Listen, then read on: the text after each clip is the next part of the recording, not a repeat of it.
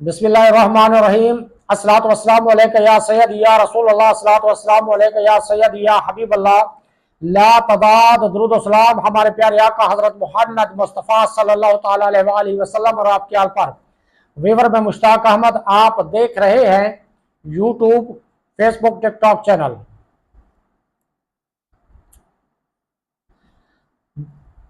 نیکی کی دعوت کے سلسلے کا ہمارا جو آج کا ٹاپک ہے، ریاکار کی علامات۔ توبو اللہ، استغفر اللہ، صلو علی الحبیب صلی اللہ تعالیٰ علیہ وآلہ وسلم۔ فرمان مصطفیٰ صلی اللہ تعالیٰ علیہ وآلہ وسلم ہے، جس نے مجھ پر ایک بار درود پاک پڑھا، اللہ عز و جل اس پر 10 رحمتیں بھیجتا ہے۔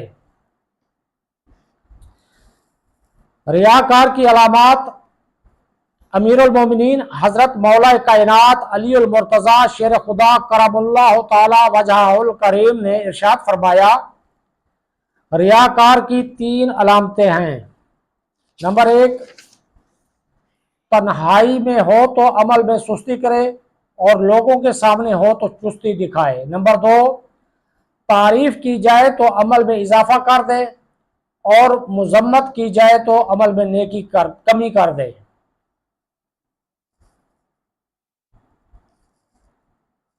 لوگوں میں اپنی مذمت کرنا بھی ریا کی علامت ہے۔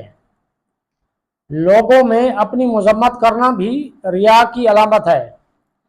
حضرت سیدنا خواجہ حسن بصری علیہ رحمت اللہ القوی فرماتے ہیں، جو شخص کسی مجمع میں اپنی مذمت کرتا، یعنی خود کو گناہگار، بدکار، سیاہکار وغیرہ وغیرہ کہتا ہے، وہ در حقیقت اپنی تعریف کرتا ہے کہ لوگ ایسے شخص کو توضع اور منکر المزاج کہہ کر اس کی عاجزی کی تعریف کرتے ہیں، اور یہ بھی ریا کی علامتوں میں سے ایک علامت ہے۔